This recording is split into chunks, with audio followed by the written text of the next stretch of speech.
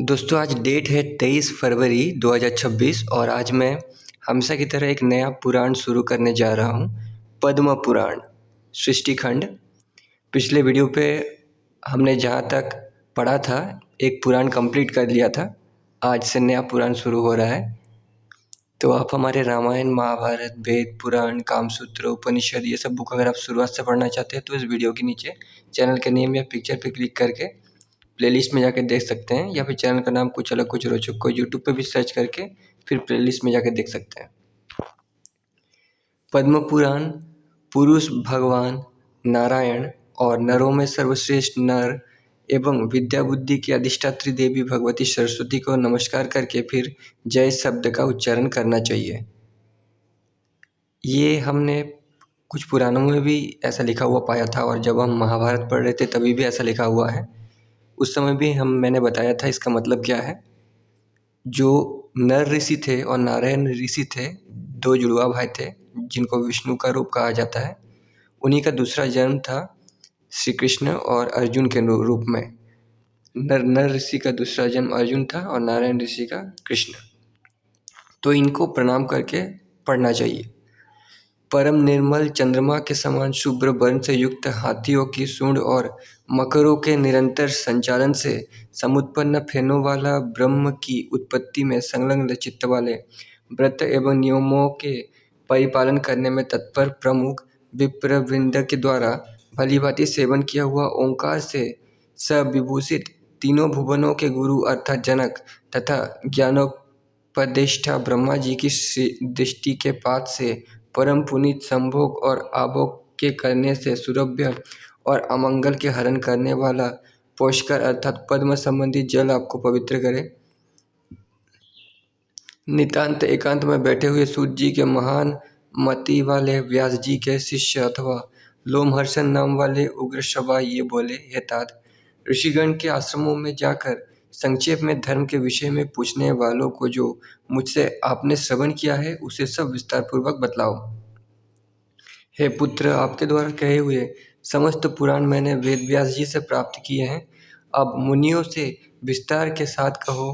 प्रयाग में मुनियों में श्रेष्ठ समुदाय के द्वारा प्रभु आपसे स्वयं पूछा गया था। मुझ पूछे जाने पर आपने धर्म के ज्ञान की आकांक्षा रखने वाले मुनिगणों को अनुशिष्ट किया था और उनको भली भांति उपदेश देकर शासित किया था। सर्वत्र व्यापक और हित के चाहने वाले आपके द्वारा परम पुण्य देश के जाने की इच्छा रखने वाले ऋषियों से सुनाप दिव्य रूप वाला, सत्य पर गमन करने वाला, शुभ विक्रमशील, उपमा से रहित ये वर्तमान चक्र है। इस पर निस्तंद्र अर्थात परम सावधान होकर पीछे चले जाओ तो जो हितकर पद है उसे अवश्य ही प्राप्त कर लोगे। इस गमन करने वाले धर्म चक्र की जहाँ पर नेमी विशीर्ण हो जाए वही परम पुण्यमय देश है, ऐसा आपने स्वयं ही कहा था। इस प्रकार से उन समस्त ऋषिगणों ने से कहकर फिर आप अदृश्यतर को प्राप्त हो गए थे अर्थात छिप गए थे। जहाँ पर गंगा के आवर्त का समाहार है वहाँ नेमी विशीर्ण हो गई थी। उस समय उस नेमिष क्षेत्र में ऋषियों ने दीर्घ सूत्र के द्वारा यजन किया था। वहाँ जाकर धर्म के विषयों में समुस्थित अनेक संशयों को पूछने वालों को वे सब बतलाओ। इसके अनंतर ज्ञान से परम विद्या उग्र सभा वहाँ जाकर पहुँचे और उन श्रेष्ठ मुनिगण के समीप जाकर हाथ जोड़कर उन एकत्रित सबको सादर प्रणाम किया। परम मेधा संपन्न उनने प्रणिपात की विधि से समस्त ऋषियों को संतुष्ट किया था। सत्र करने वाले वे सब भी सदस्य के सहित परम प्रसन्न हुए और वे सब उन महान आत्मा वाले के समीप आकर यथारीति उनकी सबने पूजा अर्चना की थी। ऋषियों ने कहा, हे सूत जी, आप तो देवों के समान तेज वाले हैं। इस समय में आपका यहाँ पर किस कारण से आगमन हुआ है और किस देश से उसे बतलाने की कृपा करें। आपके यहाँ पधार कर आने का जो भी कारण हो, आपने यहाँ पदार्पण किया है। ऋषियों के इस प्रश्न का सूत जी ने उत्तर दिया, परम बुद्धिमान व्यास महर्षि के शिष्य पिताजी के द्वारा मुझे आज्ञा हुई है कि मुनिगण की गण की जाकर सेवा करो और वे जो भी कुछ धर्म के विषय में पूछे उसे भली भांति उन्हें बतलाओ। अतएव अब आप लोग मुझे बताइए कि कथा को मैं आपके समक्ष में कहूँ, मैं आपको पुराण इतिहास सुनाऊँ या पृथक पृथक प्रकार के धर्मों का श्रवण कराऊँ। उन परम श्रेष्ठ ऋषिवृंद ने सूत जी की उस अतिशय मधुर वाणी को सुना और इसके अनंतर सबकी पुराणों के श्रवण करने की अभिलाषा उत्पन्न हुई थी। महान विद्वान अत्यंत विश्वेश्वर लोमहर्षण जी को देखकर उस सत्र में समस्त शास्त्रों के महामनीषी जो कुलपति थे वे महर्षि शौनक थे, जो बड़े ही मेधावी थे और विज्ञानारण्यक में गुरु थे। उनने इससे उनके भाव को प्राप्त कर धर्म के विषय में श्रवण करने की इच्छा वाले ने सूत जी से कहा, हे सूत जी, आप तो महान बुद्धिमान हैं। ब्रह्मवेत्ताओं में परम श्रेष्ठ भगवान व्यास जी की उपासना आपने इतिहास पुराणों के ज्ञानार्जन के लिए भलीभांति की है। आपने पुराणों के आश्रय रखने वाली उस शुभ उनकी मति का दोहन किया है। अब इन विप्रों से प्रमुख इन सबको पुराणों के प्रति श्रवण करने की इच्छा उत्पन्न हुई है। सो हे महाबुद्धिमान, अब आप वही श्रवण करने कराने योग्य हैं। ये श्रवण कराने वाले भी सब महान आत्मा वाले पुरुष हैं। ये भी विभिन्न गोत्रों वाले यहाँ पर श्रवण इच्छा से ही सब आए हैं। ब्रह्म के विषय में बात करने वाले पुरुष पुराणों में कथित अपने अपने अंशों का श्रवण करें। इस संपूर्ण दीर्घ सूत्र में मुनिगणों को आप उन्हीं स्थलों का श्रवण कराएं। हे महान मति वाले, अन्य संपूर्ण पुराणों में प्रथम पद्म पुराण का वर्णन करें और ये कृपा कर स्पष्ट रूप से बताएं कि पद्म किस प्रकार से सुसंपन्न हुआ और उस पद्म में ब्रह्मा की सुसमुत्पत्ति कैसे हुई। उस कमल से उत्पन्न होने वाले ब्रह्मा ने सृष्टि किस प्रकार से सृजित की थी। इन समस्त घटित घटनाओं का वर्णन कीजिए। इस प्रकार से पूछे गए सूत जी ने उन सबके प्रति परम शुभ वाणी में उत्तर दिया था। रोमहर्षण के पुत्र सूत जी ने न्याय से संयुक्त ये परम सूक्ष्म विषय उनसे कहा था। उन्होंने कहा, आप लोगों की इस प्रबल प्रेरणा से मैं अत्यंत प्रसन्न और अनुग्रहित हुआ हूँ।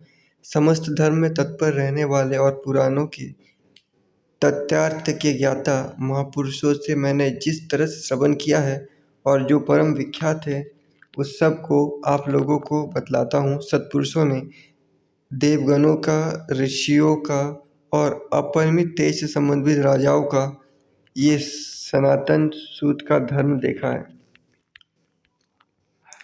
इतिहास पुराणों में जो ब्रह्मवादी गण देखे गए हैं उनके वंशों का धारण करना तथा महात्माओं की स्तुतियों को धारण करने का कार्य है। वेदों में सूत जी का कोई भी अधिकार नहीं दिखलाई देता है। बैन राजा के पुत्र पृथु जो एक महान आत्मा वाले थे, उनके वर्तमान यज्ञ में मगध और सूत ने उस नृपति का स्तवन किया था। उस स्तुति से परम संतुष्ट महात्मा राजा ने उन दोनों को वरदान किया था। सूत का विषय सूत के लिए और मागध के लिए मगध दिया था। उस समय में सूती में समुत्पन्न होने से यह सूत यह नाम इनका हो जाता है। इंद्र सत्र में अर्थात इंद्र के द्वारा किए गए सत्र में समस्त ग्रहों से युक्त बृहस्पति के प्रवृत्त होने पर उस बृहस्पत्य में उसी इंद्र के सूत उत्पन्न हुए थे। शिष्य के हाथ से पृक्त एवं अभिभूत जो गुरु का हविदा उसको अधरोंत धारण करने से ये वर्ण शंकर की उत्पत्ति हुई थी, जो यहाँ पर ब्राह्मणी की योनि से क्षत्रिय के द्वारा समुत्पन्न हुए पूर्व के ही साधर्म्य से धर्म प्रकृति हुए हैं। क्षेत्रों से अपने जीविका चलाने वाले सूत का ये मध्यम धर्म है। मैंने यहाँ पर ब्राह्मणों के साथ उनका केवल पुराणों में ही अधिकार दिया था। ब्रह्म की बात करने वाले, अथर्ववेदों की चर्चा करने वाले आप लोगों ने धर्म को देखकर ही मुझसे पूछा है, इसलिए मैं उस भूमंडल में ऋषियों के द्वारा संपूजित पुराण को भी भली-भांति कहता हूँ। पितृगण को मानसी कन्या वासन अर्थात इंद्र के हुई थी। वो पितृगण के द्वारा अपत्यात होती हुई मत्स्य के गर्भ से हुई थी। जिस तरह अरण्य में अग्नि का निवास रहता है, उसी भांति पूर्व जन्म का निमित्त रूप उसमें पराशर से पवित्र आत्मा वाले महर्षि समुत्पन्न हुए थे। ब्रह्म वाक्य का अनुवर्तन करने वाले सत्य, वेदा, पुराण, पुष्प, मानव का छद्म स्वरूप धारण करने वाले प्रशंसनीय आत्मा भगवान विष्णु के लिए प्रणाम किया था, जिनको कि उत्पन्न होते ही संग्रह सहित समस्त वेद उपस्थित था, जिसने इस अति गहन श्रुति स्वरूप सागर से अपनी मति रूपिणी मथनीय से अच्छी तरह मंथन करके इस लोक में महाभारत रूपी चंद्रमा का प्रकाश सुसंपन्न किया था। इस जगत में भारत अर्थात महाभारत ग्रंथ, सूर्यदेव और भगवान विष्णु ये तीन ना होते तो अज्ञान के अंधकार से युक्त इस जगत की ना मालूम क्या दशा हुई होती। कृष्ण द्वैपायन महर्षि व्यास जी को साक्षात प्रभु नारायण ही समझना चाहिए, यानी वेद व्यास जी साक्षात नारायण ही हैं। भगवान पुंडरीकाक्ष नारायण के अतिरिक्त अन्य कौन हो सकता है जो महाभारत जैसे उत्तम ग्रंथ की रचना कर सके। उन्हीं परम ब्रह्मवादी, सब कुछ के ज्ञाता, संपूर्ण लोकों में पूजित दीप्त तेज वाले महर्षि व्यासदेव से मैंने पुराणों का श्रवण किया है। ब्रह्मा जी ने समस्त शास्त्रों का सार पुराणों को सर्वप्रथम बताया है।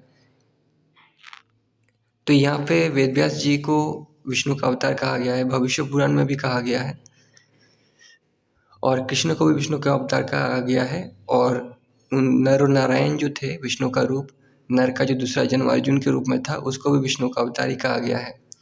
और जो द्रौपदी थी, उनको भी विष्णु या लक्ष्मी का अवतार ही कहा गया है। तो इसका मतलब जो भी कुछ उत्तम करता है, प्रकृति में अच्छा करता है, तो उसको ही विष्णु का अवतार से सम्मानित किया जाता है। सब लोकों में उत्तम है। फिर दत्तात्रेय मुनि, कपिल मुनि को भी विष्णु का अवतार कहा जाता है, और सभी प्रकार के ज्ञान का उपादक है। ये त्रिवर्ग का साधन परम पुण्यमय और सतकोटि विस्तार वाला है। शेष लोकों में केशव भगवान ने बाजी रूप से ब्रह्मा के आदेश से वेदों का समाहरण किया था। चारों वेद, उनके अंग, शास्त्र, पुराण और न्याय विस्तार, संपूर्ण शास्त्रों को असुर ने अपहरण करके आत्मसात कर लिया था। कल्प के आदिकाल में उदकानब में मत्स्य रूप धारण कर सबका उद्धार किया था। जल के ही अंदर स्थित होते हुए विभु ने ये संपूर्ण बतलाया था। चतुर्मुख ब्रह्मा जी ने उनका श्रवण कर संपूर्ण वेदों को मुनियों को बतलाया था। उस समय में समस्त शास्त्रों की तथा पुराणों की प्रवृत्ति हुई थी। फिर कुछ ऐसा आया कि पुराणों को श्रवणादि ग्रहण करना कम हो गया। उस समय में विभु स्वयं व्यास रूप में अवतीर्ण हुए थे। इस तरह व्यास के स्वरूप में स्थित ब्रह्मा जी ने युग युग में संग्रह किया था, और द्वापर में 4 लाख प्रमाण वाले पुराणों को बतलाया था। वे 18 होकर इस भूमंडल में प्रकाशित हुए हैं, यानी 18 पुराण। किंतु देवलोकों में आज भी शतकोटि प्रकृष्ट विस्तार युक्त है। वही वहाँ पर संक्षेप से 4 लाख निवेशित किया गया है। अब हम महान पुण्यमय पाद्म संज्ञा वाले महापुराण को बतलाते हैं। इस पाद्म पुराण के आदि में सृष्टि खंड है, और इसके आगे भूमंडल है। फिर उसके पीछे स्वर्ग खंड है, और इसके आगे इसमें पाताल खंड है। इसके अनंतर 5वां सबसे उत्तम उत्तरखंड के नाम से प्रख्यात है। यही महापद्म अद्भुत हुआ था, जिससे पूर्ण ये जगत है। उसके संपूर्ण वृत्तांत का ये आश्रय है। इसी कारण से इस महापुराण का पद्म ये नाम कहा जाता है। ये महापुराण मल से रहित और भगवान विष्णु के महात्मा के होने के कारण अत्यंत निर्मल है। देवों के भी देव श्री हरि ने पहले इसे ब्रह्मा जी से कहा था। इसके अनंतर पहले ब्रह्मा ने जितना भाग मारीची ऋषि से कहा था, इसी को ब्रह्मा ने लोक में इसको पद्म इस नाम से कहकर बतलाया था।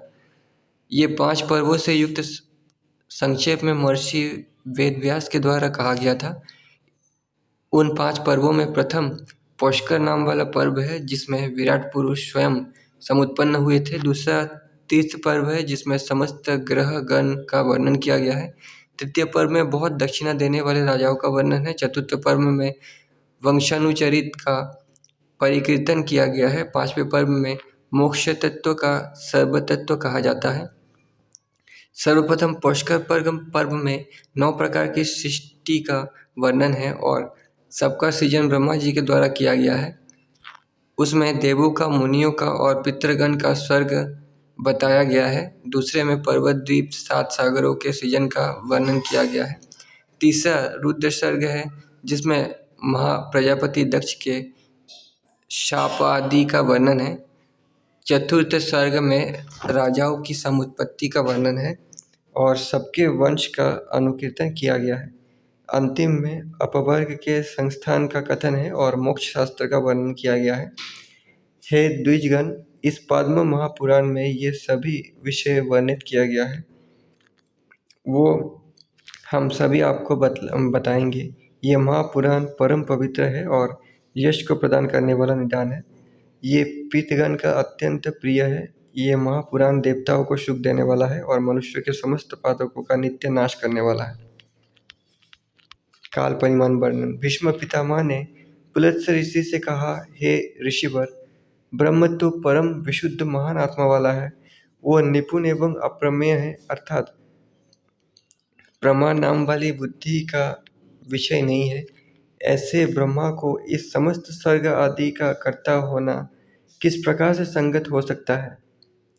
पुलत्स्य ऋषि ने कहा, समस्त भावों की शक्तियाँ अचिंत्य अर्थात चिंतन करने के योग्य नहीं है।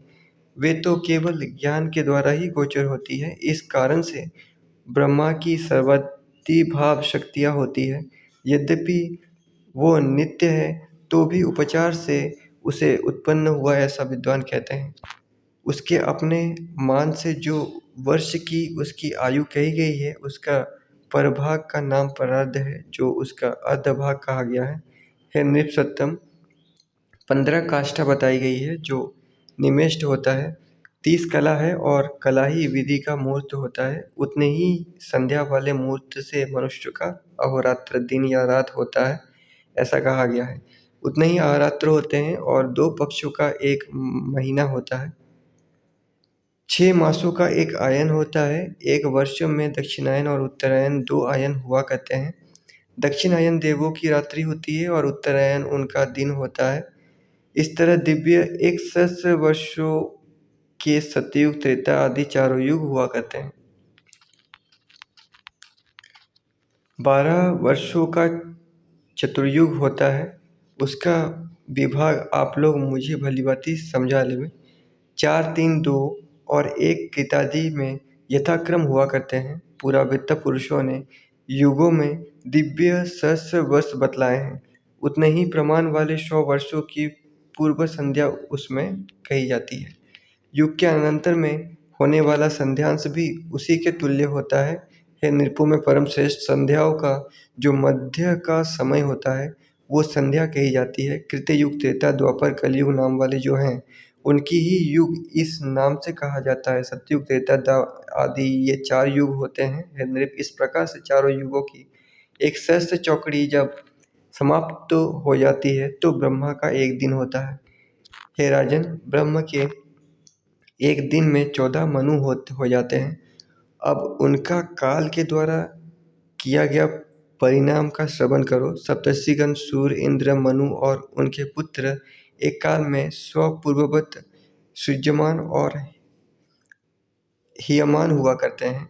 चतुर्युगों की साधिक 1 सप्तति 71 संख्या बताई गई है। हे पार्थिव, मनु और सूर्य आदि का काल मनवंतर होता है, जो कि दिव्य संख्या से 800 सहस्र कही गई है। हे नृप, अन्य 52 सहस्र अधिक है। इस प्रकार संध्या से संपूर्ण 30 करोड़ संख्या हुई अर्थात गिनी गई है। हे महामते, अन्य 67 नियुक्त हैं और अधिक के बिना 20 सहस्र काल होता है। ये मनवंतर की संख्या यहाँ पर मानुष वर्ष से की गई है। ये समय जब ब्रह्मा जी के एक दिन से होता है तो 14 गुना काल बताया गया है। ब्राह्मण नैमित्तिक नाम है। उसके अंत में प्रत्येक संचार के उस समय में एक संपूर्ण भूर्भुवादिक त्रैलोक्य दग्ध हो जाता है। महर्लोक के निवास करने वाले जन भी ताप से अत्यंत आर्त हो जाते हैं। ब्रह्म के वेत्ताओं में परम श्रेष्ठ ब्रह्मा उस समय में जबकि संपूर्ण त्रैलोक्य केवल समुद्रमग्न हो जाता है, इस त्रिभुवन का ग्रास कर बहित होता हुआ शेषनाग की शैया में संस्थित होकर शयन किया करता है। जनलोक में स्थित योगी जनों के द्वारा उस जगत में व्यापक त्रिभुवन का ध्यान एवं चिंतन किया जाता है। जितने प्रमाण वाला दिन बताया गया है उतने ही प्रमाण की उस दिन की रात होती है। उस रात्रि के समाप्त हो जाने पर पुनः इस जगत का सृजन होता है। इस प्रकार से ब्रह्मा का वर्ष होता है और ऐसे ही 100 वर्ष होते हैं, जो कि उसकी अवस्था बताई गई है। उस महान आत्मा वाले की 100 वर्षों की परमायु होती है। हे अनग, इसका 1 वर्ष व्यतीत हुआ है और अब ब्रह्मा का प्रारब्ध है। इसके अंत में महाकल्प हुआ है, जो कि पाद्मा इस नाम से प्रख्यात है। हे नृप, ये जो वर्तमान दूसरा प्रारब्ध है, ये प्रथम बड़ा कल्प परिकल्पित किया गया है। भीष्मदेव ने कहा, हे महामुने, नारायण नामधारी यही ब्रह्मा कल्प के आदि में भगवान की भांति समस्त भूतों का सृजन किया करता था। इसे आप बतलाइए। पुलत्स्य ऋषि ने कहा, बीते हुए कल्प के अंत में निशा के समय में सोकर उठे हुए प्रभु ने प्रजा का सृजन किया था, जो कि आदि भगवान है और जिनसे सभी की उत्पत्ति हुआ करती है। उस समय में सत्व से उद्विग्न ब्रह्मा ने इस लोक को शून्य देखा था। इस भूमि का जल के मध्य में मग्न तथा जल की बाढ़ में एकदम डूबी हुई समझकर चिंतन किया और प्रजापति ने इस मही से उद्धार करने की इच्छा की थी। उस समय में भगवान विष्णु का रूप ये जानकर अपने तेज से पृथ्वी को वहन करने के लिए मत्स्य, कूर्म आदि तथा अन्य वराह के शरीर में प्रवेश कर गया था। मतलब जो परमात्मा है वो इन सब के शरीर में प्रवेश करके काम किया था। सबके आत्मा स्थिर आत्मा वाले परमात्मा प्रजापति इस जगत की स्थिति में वेद यज्ञमय रूप का समस्य ग्रहण करके स्थित हुए थे। यानी राम, कृष्ण, परशुराम इन सब के शरीर में विष्णु की आत्मा गई थी और अपना काम करके फिर वापस आई थी। इसीलिए कुछ ऋषि इसको अवतार का जन्म लेना भी कहते हैं। उस समय में धरा को धारण करने वाले तयोधार जल में प्रविष्ट हो गए थे। उस क्षण में वसुंधरा देवी ने पाताल के तल में आए हुए उसका दर्शन करके भक्तिभाव से अतिशय विनम्र और प्रणत होकर उनकी स्तुति की थी। पृथ्वी ने कहा, समस्त भूत स्वरूप परम श्रेष्ठ आत्मा वाले आपके लिए बारंबार नमस्कार है। तो दोस्तों, इसका मतलब यहाँ भी यही है जो मैंने पहले कहा था कि जो भी कुछ महान कर्म करता है संसार के लिए, तो उसको विष्णु का अवतार से सम्मानित किया जाता है, चाहे बुद्ध हो, राम हो, कृष्ण हो या परशुराम हो। और उससे पहले कोई जंतु के शरीर में धारण किया था, ये बोला गया है। अब मेरा इससे उद्धार कीजिए। आपके द्वारा मैं पहले भी उठाई गई हूँ। हे परमात्मन, आपके लिए मेरा नमस्कार है। हे पुरुषोत्तम, आपको मेरा प्रणाम है। प्रधान व्यक्त रूप वाले कालभूत अर्थात काल स्वरूप आपके लिए नमस्कार है। हे भगवान, समस्त भूतों के आप ही बनाने अर्थात सृजन करने वाले हैं तथा आप ही इन संपूर्ण भूतों के पालन करता है और इनका विनाश भी आप ही किया करते हैं। सर्ग के आदिकाल में सृजन कार्य करने के लिए आप ही ब्रह्म होते हैं। जगत काल के पालन करने के लिए आप विष्णु स्वरूप हैं और विनाश करने के वास्ते आप ही आत्मा रुद्र रूप का स्वरूप धारण किया करते हैं, जो एक केवल जलमय इस जगत में सबका भक्षण करके स्थित रहा करता है। हे गोविंद, बड़े बड़े मनुष्यों के द्वारा चिंतन किए जाने वाले आप ही शेष की शैया पर शयन किया करते हैं। आपको जो पर स्वरूप है उसे कोई भी नहीं जानता। जब आप कोई अवतार धारण किया करते हैं और उस रूप को ग्रहण करके प्रकट होते हैं तो उसी आपके स्वरूप की देवगण अर्चना किया करते हैं। पर ब्रह्म आपकी आराधना करके मुक्ति की इच्छा रखने वाले लोग मोक्ष की प्राप्ति किया करते हैं। भगवान वासुदेव की आराधना ना करके ऐसा कौन है जो मोक्ष की प्राप्ति करेगा? जो आपका रूप मन से ग्रहण करने के योग्य है और जिस स्वरूप को चक्षु आदि इंद्रियों के द्वारा ग्रहण किया जाता है तथा जो बुद्धि से परिच्छेद्य रूप है, वो संपूर्ण आपका ही स्वरूप है। आप मुझ में अर्थात मेरे स्वरूप में हैं और मैं आपके ही समझने वाली हूँ। आपके द्वारा मेरा सृजन हुआ और आपके ही उपाश्रित भी हूँ। समस्त लोग इसी कारण से मेरा नाम माधवी कहा करता है। इसी प्रकार से पृथ्वी के धारण करने वाले पृथ्वी के द्वारा स्तुत हुए थे। फिर श्रीमान प्रभु साम स्वर ध्वनि वाले होकर परिवर्धन रूप से गर्जना करने वाले हो गए थे।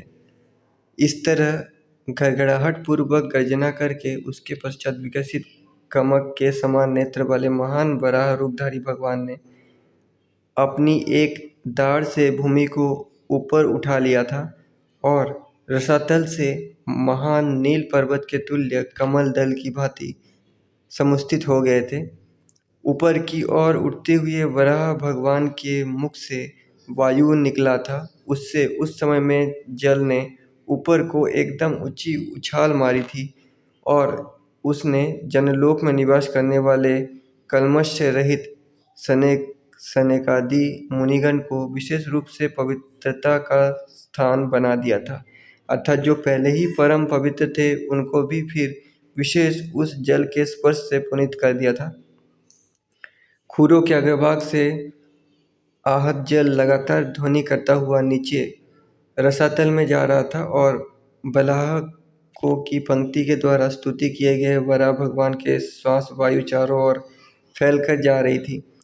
मही का वितरण कर ऊपर को उठते हुए तथा जल से आर्द्र कुक्षी वाले एवं वेदमय शरीर को कंपायमान करने वाले वहाँ महाबराह भगवान के शरीर की रोमांतरों में स्थित मुनिगण सेवा करते थे। भीष्म जी ने कहा, आपने प्रथम सूत्र जो कि मानुष है उसका वर्णन कर दिया है।